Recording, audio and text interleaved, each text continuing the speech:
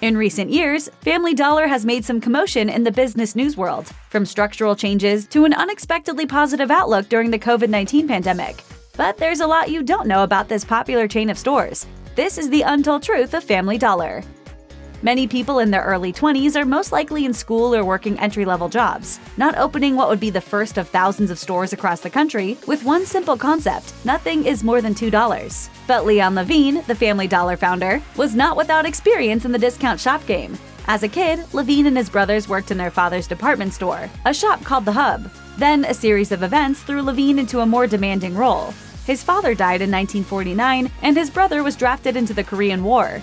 A teenage Leon was soon running The Hub, and was even vice president of the store from 1954 to 1957. During his vice presidency, Levine and his brother bought a bedspread factory called Union Craft Company. This was near Wingate College in North Carolina, where Leon attended business classes in the morning before running the factory in the afternoon. By 1959, Levine had sold the bedspread factory and made one important trip. He visited a dollar store in Kentucky. Inspired, Levine, now married and a father, opened the first Family Dollar later that year at the age of 22.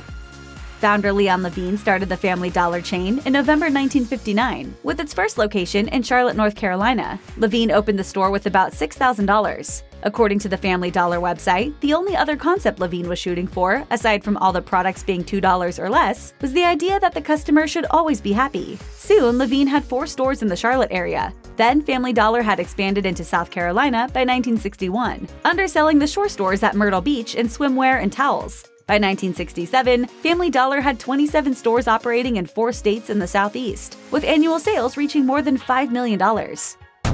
Family Dollar is a one-stop shop.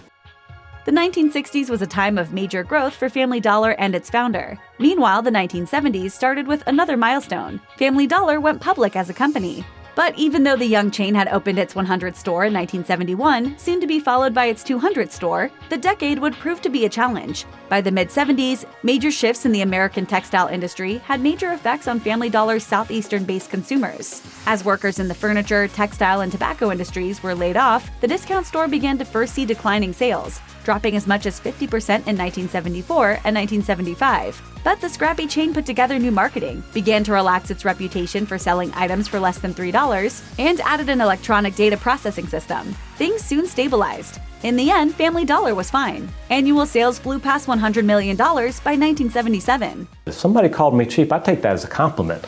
That means we're looking for value. That means we don't overpay for stuff. As anyone could guess, the 1990s spelled success for the business. Family Dollar's yearly sales exceeded $1 billion by 1992. A second distribution center was opened in 1994, and the chain circled back to its hometown of Charlotte to open store number 2500. By the new century, annual sales had surpassed $3 billion, and in 2001, the business was added to the S&P 500 index. Therefore, it's no surprise that by 2002, Family Dollar became a member of the Fortune 500 list. This would also be one of the last milestones founder Leon Levine would see as the head honcho. He would retire the following year, with his son Howard R. Levine taking over as CEO. In 2014, Family Dollar announced its agreement to merge with Dollar Tree and became a wholly owned subsidiary of the discount store giant by July 6, 2015. But the merger was not without drama. According to the Charlotte Observer, there was a hostile bid to take over Family Dollar from another discount retailer, Dollar General. In the end, though, Dollar Tree won out. At the time, the Dollar Tree and Family Dollar merger meant the combined company would pull in annual sales of more than $19 billion, all while overseeing more than 13,000 stores. Because of the number of locations, the joint company is the United States' largest dollar store chain. On a recent news search of Family Dollar, headlines tell of attacked employees, shootings, and car accidents. According to a recent article, discount chains like Family Dollar have become magnets for crime and killing in some areas. The high frequency of these crimes may also be attributed to the sheer number of stores. Family Dollar now has more than 8,000 locations. However, there is often a retail void in poor and working-class communities. In 2019, discount chains accounted for more than half of all retail stores opening. Therefore, in these lower socioeconomic, often high-crime neighborhoods, there just aren't other businesses for criminals to target. In 2020, the COVID-19 pandemic devastated certain industries, including the service industry. But discount chains in the U.S. have fared relatively well. As coronavirus-related quarantines and business shutdowns began in March, both Dollar Tree and Family Dollar stores were considered essential businesses and were permitted to remain open.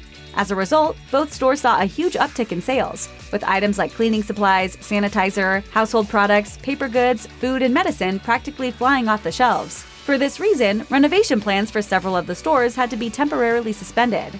However, sales continued to see a steady incline, even as all 15,000-plus stores began closing at 8 p.m. in order to limit exposure to associates, start on new cleaning protocols, and restock shelves with essential products. By the end of the first quarter on May 28th, Family Dollar had opened 99 new stores, renovated or relocated 21 stores, and closed 14.